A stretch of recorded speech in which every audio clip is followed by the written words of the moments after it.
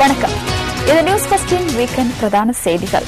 இன்றைய விரிவான செய்திகளுக்கு செல்லும் முன்னர் முதலில் தலைப்புச் செய்திகள்.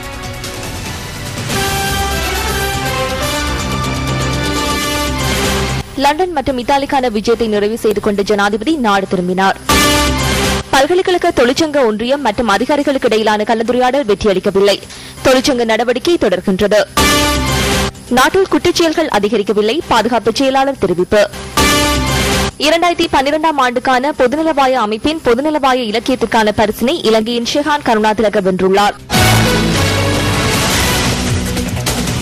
தொடர்வன உள்நாட்டுச் செய்திகள். பல்கலைக்கழக கல்விசாரா ஊழியர்களின் பணி பகிஷ்கரிப்பை தொடர்ந்து முன்னெடுப்பதற்கு பல்கலைக்கழக தொழிற்சங்க ஒன்றியம் தீர்மானித்துள்ளது. தொழிற்சங்கங்களுக்கும் அதிகாரிகளுக்கும் இடையே இன்று பேச்சுவார்த்தை நடைபெற்றதுடன் இதன்போது அடுத்த கட்ட பேச்சுவார்த்தை இம்மாதம் 12ஆம் தேதி வரை ஒத்திவைக்கப்பட்டுள்ளது.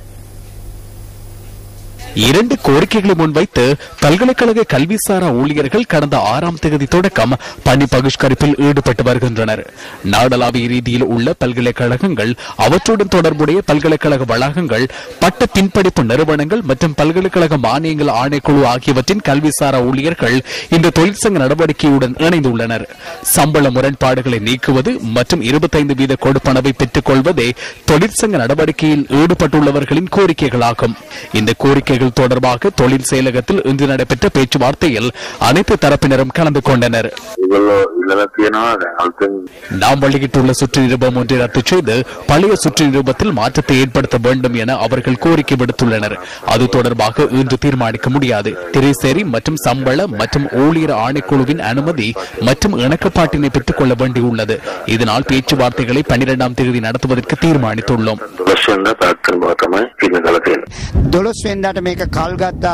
12ஆம் தேதி பிற்பகல் 2:30க்கு சந்திக்கும் உறுதிமொழிக்கு அமைய கால அவகாசத்தை பெற்றுக் கொண்டனர். அன்றைய தினத்திலாவது எமது கோரிக்கைகளுக்கு நியாயமான இணக்கப்பாட்டினை தெரிவிக்க வேண்டும் என வேண்டுகோள் விடுக்கின்றோம். நாம் தொடர்ந்தும் இந்த தொழிற்சங்க நடவடிக்கையை மேற்கொள்வோம் என்பதனையே கூற வேண்டியுள்ளது.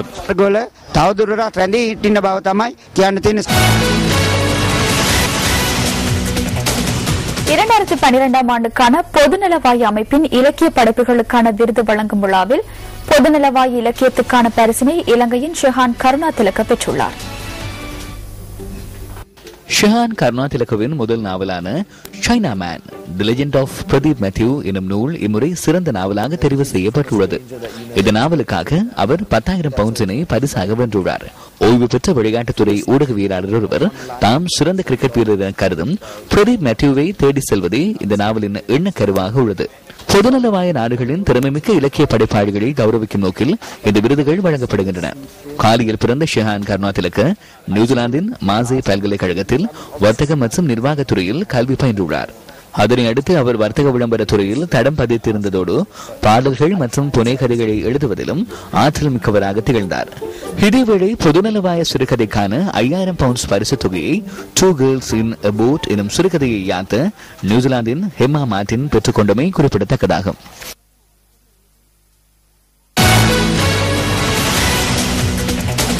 அமைச்சர்களும் பாராளுமன்ற உறுப்பினர்களும் கடிதம் எழுதும் மனோபாவத்திலிருந்து விடுபடுவதற்கான காலம் வந்துள்ளதாக சர்வதேச நிதி திட்டமிடல் சிரேஷ்ட அமைச்சர் கலாநிதி சரத்தமனுகம குறிப்பிடுகின்றார். ஹத்தரலியத்த பகுதியில் உள்ள அறநெறி பாடசாலைகளுக்கான பொருட்களை கையளிக்கும் நிகழ்வில் கலந்து கொண்டு கருத்து வெளியிட்ட போதே அமைச்சர் இதனை கூறினார்.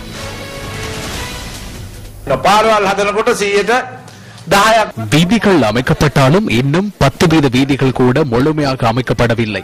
மழை பெய்ததன் பின்னரே அவசரமாக வீதிகளை புனரமைக்கின்றனர். அரசாங்கங்களால் நிதி வழங்கப்பட்டுள்ளது. எமது நிர்வாக கட்டமைப்புக்குள் எமது அதிகாரிகள் துரிதமாக இந்த நடவடிக்கையில் ஈடுபடுவதில்லை. தற்போது அமைச்சர்கள், பாராளுமன்ற உறுப்பினர்கள், பிரதேச சபை உறுப்பினர்கள், முதலமைச்சர்கள், தலைவர்கள் போன்ற அதிக அளவிலானோர் காணப்படுகின்றனர். எனினும் அனைவரும் கடிதங்களையே எழுதுகின்றனர். இந்த கடிதங்களை எழுதும் மனோபாவத்திலிருந்து நாம் விடுபட வேண்டும். கடிதம் ஒன்றை எழுதுவதன் ஊடாக வேலைகள் நடைபெற்றது என கருதக்கூடாது.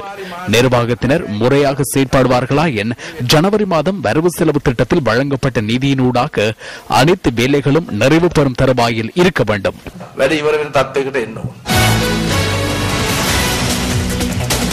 விளம்பரங்களின் பின்னர் நியூஸ் ஃபர்ஸ்டின் வீக்கெண்ட் பிரதான செய்திகள் தொடரும். தமிழக அகதி முகாம்களில் தங்கியுள்ள இலங்கை அகதிகள் கேரளாவுக்கு சென்று அங்கிருந்து சட்டவிரோதமாக ஆஸ்திரேலியா மற்றும் சிங்கப்பூர் ஆகிய நாடுகளுக்கு செல்வதற்கு தமிழக போலீசார் உடந்தையாக இருப்பதாக இந்திய மத்திய புலனாய்வு முகவர் அமைப்புகள் குற்றம் சுமத்தியுள்ளன.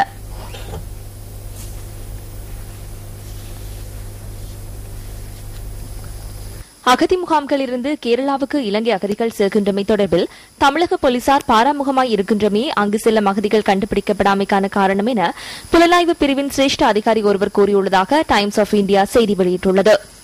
39 இலங்கை அகதிகளை சட்டவிரோதமாக கேரள கடற்கரை ஊடாக ஆஸ்திரேலியாவுக்கு அழைத்துச் செல்ல முயற்சித்தபோது கடந்த 2011ஆம் ஆண்டு கைது செய்யப்பட்ட இலங்கையரை விசாரணைக்கு உட்படுத்திய போது இந்த சந்தேகம் மேலும் வலுப்பெற்றதாக குறித்த அதிகாரி தெரிவித்துள்ளார். இது தொடர்பாக தமிழக போலீசாருக்கு அறிவித்துள்ளதாகவும் தமிழக புலனாய்வு பிரிவினரின் கண்காணிப்பை மீறி இலங்கை அகதிகள் கேரளாவிற்குள் பிரவேசிக்க முடியும் என்பதை தாம் நம்பவில்லை எனவும் இந்திய மத்திய புலனாய்வு பிரிவு மேலும் குறிப்பிட்டுள்ளது. கடந்த வாரத்தில் மீன்பிடி படகுகள் மூலம் சட்டவிரோதமாக வெளிநாட்டுக்கு செல்ல முயற்சித்த 151 இலங்கை அகதிகளை கேரள போலீசார் கைது செய்திருந்தனர். கடந்த 2 வருடங்களில் சுமார் 300 இலங்கை தமிழ் அகதிகள் சட்டவிரோதமாக இந்தியாவிலிருந்து வெளியேறும் நோக்கில் கேரளாவுக்கு வருகை தந்திருந்ததாக போலீசார் குறிப்பிட்டுள்ளனர். பிரித்தானியா மற்றும் இத்தாலிக்கான விஜயத்தை நிறைவு செய்து கொண்டு ஜனாதிபதி மஹிந்த ராஜபக்ச இன்று தாயகம் திரும்பினார். இத்தாலிக்கு உத்தியோகபூர்வ விஜயம் மேற்கொண்ட ஜனாதிபதி மஹிந்த ராஜபக்ச பரிசுத்த பாப்பரசர் 16வது ஆசீர்வாதப்பரை நேற்று காலை ரோமில் சந்தித்துள்ளார்.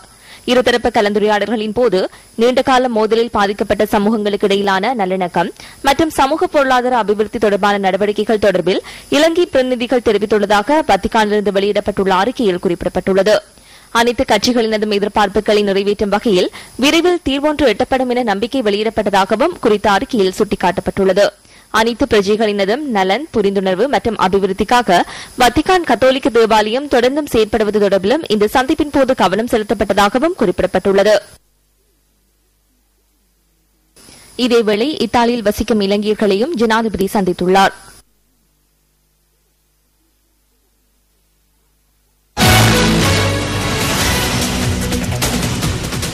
தம்மால் கோரப்பட்டிருந்த பாதுகாப்பு வழங்கப்படவில்லை என முன்னாள் ராணுவ தளபதி சரத் பொன்சேகா குறிப்பிடுகின்றார்.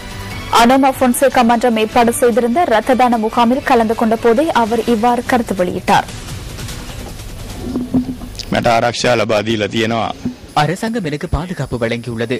எனினும் நான் கோரியிருந்த அளவான பாதுகாப்பு வழங்கப்படவில்லை. சில உத்தியோகத்தர்கள் இருக்கின்றனர். நான் அரசியல்வாதி மாத்திரமல்ல, யுத்தத்தை நிறைவு செய்வதற்காக அர்ப்பணிப்புடன் செயற்பட்ட தளபதியுமாவேன். ஆதலால் அச்சுறுத்தல் நிலவும் நிலையில் இந்த பாதுகாப்பு தொடர்பில் திருப்தியடைய முடியாது. எனினும் வழங்கப்பட்டுள்ள பாதுகாப்பிற்கமைய உத்தியோகத்தர்கள் சிறந்த முறையில் தமது கடமையை நிறைவேற்றுவார்கள் என்று நான் நம்புகிறேன். இந்த ரத்த தானம் வழங்கும் முகாமிற்கு முன்னாள் ராணுவ தளபதி சரத் பொன்சேகா, ஜனநாயக தேசிய கூட்டமைப்பின் பாராளுமன்ற உறுப்பினர் அர்ஜுன ரணதுங்க உள்ளிட்ட பலரும் வருகை தந்திருந்தனர்.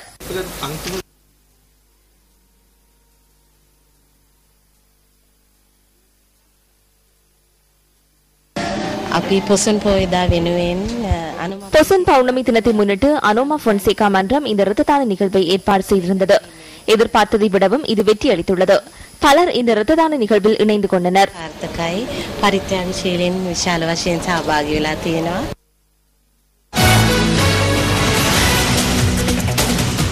நாட்டில் குற்றங்கள் அதிகரிக்காத போதிலும் குற்றங்களுக்கு ஒத்துழைப்பு வழங்குவது அதிகரித்து செல்வதாக பாதுகாப்பு செயலாளர் கோட்டாபய ராஜபக்ச குறிப்பிடுகின்றார்.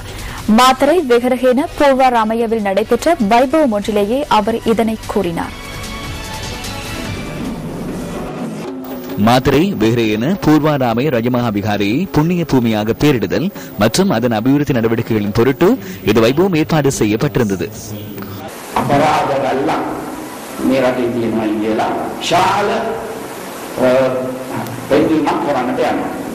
பாரிய குற்ற செயல்கள் நாட்டில் இடம்பெறுவதாக தெரிவிக்க முயற்சிக்கின்றனர். இது தொடர்பில் ஆராய்ந்து பார்த்து என்னிடம் கூறுமாறு போலீஸ் மா அதிபருக்கு நான் தெரிவித்தேன். தரவுகளின் அடிப்படையில் நோக்கும்போது சனத்தொகை பெருகிய போதும் குற்ற செயல்கள் குறைவடைந்துள்ளன. எனினும் தற்போது இடம்பெறுகின்ற குற்ற செயல்களின் தாக்கம் வேறு சந்தர்ப்பங்களை விட அதிகரித்துள்ளதாக அவர் குறிப்பிட்டார். ஆனால் ஊடகங்கள், தொலைக்காட்சி, பத்திரிகைகள் அவர்களின் பத்திரிகைகளை அதிக அளவில் விற்பனை செய்து கொள்வதற்காக இந்த குற்ற செயல்கள் தொடர்பில் பல தேவையற்ற விடயங்களை சேர்த்து அனாவசியமான தகவல்களை குறிப்பிடுகின்றனர். இம்மீது தாக்குதல் நடத்துவதற்கு காத்திருக்கின்ற வெளிநாட்டவர்கள் இது சிங்கள பௌத்த சமூகத்தில் குத்துச்செயல்கள் இடம்பெறுவதை காண்பிப்பதற்கு முயற்சிக்கின்ற அரசு சார்பற்ற நிறுவனங்கள் பிழையான தரவுகள் வழங்கப்படுவதனூடாக அவர் சமூகத்தை விமர்சிக்க பார்க்கின்றனர்.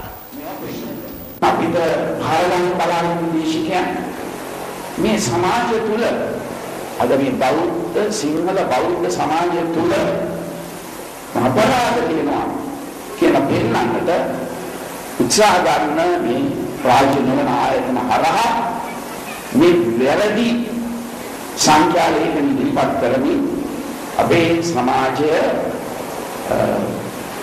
විවේචනයට භාජනය කරනවා. பொதுமக்களுக்கு நிவாரணங்களை வழங்குவதன் காரணமாகவே இலங்கை மின்சார சபை நட்டத்தை எதிர்நோக்கியுள்ளதாக மின்சக்தி மற்றும் எரிசக்தி அமைச்சர் சாம்பிக்க ரணவக்க குறிப்பிடுகின்றார். கொழும்பில் இன்று நடைபெற்ற வைபவம் ஒன்றின் போதே அவர் இவ்வாறு கருத்து தெரிவித்தார். அமைச்சர் சாம்பிக்க ரணவக்கவின் தலைமையில் இலங்கை மின்சார சபையின் தனியார் நிறுவன பிரிவில் நீண்ட காலம் சேவையாற்றியவர்களுக்கு இதன்போது நினைவு பரிசு வழங்கப்பட்டது. 2011 ஆண்டு 8% மின்சார கட்டணத்தை அதிகரிப்பதற்கு வரவு செலவு திட்டத்தில் இணக்கம் தெரிவிக்கப்பட்ட போதிலும் இதுவரை 1% இன்னும் அதிகரிக்கப்படவில்லை. இதனால் கடந்த வருடம் இறுதி 6 மாதங்களுக்குள் இலங்கை மின்சார சபை பாரிய அளவு நட்டத்தை எதிர்நோக்கியது. 16 ரூபாய் 54 சதமாக காணப்படும் மின் அலகொன்றை 13 ரூபாய் 26 சதமாக விற்பனை செய்யும் போது கட்டாயமாக நட்டம் ஏற்படும். விசதமாக அனல் மின்சாரத்தை உற்பத்தி செய்யும் போது இந்த நிலைமை ஏற்படுகிறது. 2011 ஆண்டு இலங்கை மின்சார சபை 25 பில்லியன் ரூபாவுக்கும் அதிக நிவாரணங்களை வழங்கியுள்ளது. இதன் பிரகாரம் வீதி விளக்குகள் தவிர்த்து 14 பில்லியன் நட்டம் நமக்கு ஏற்பட்டுள்ளது. அதன் பிரகாரம் இந்த நிவாரணங்களை வழங்கியமையினாலேயே மின்சார சபை நட்டத்தை எதிர்நோக்கியுள்ளமை அனைவருக்கும் தெரியும்.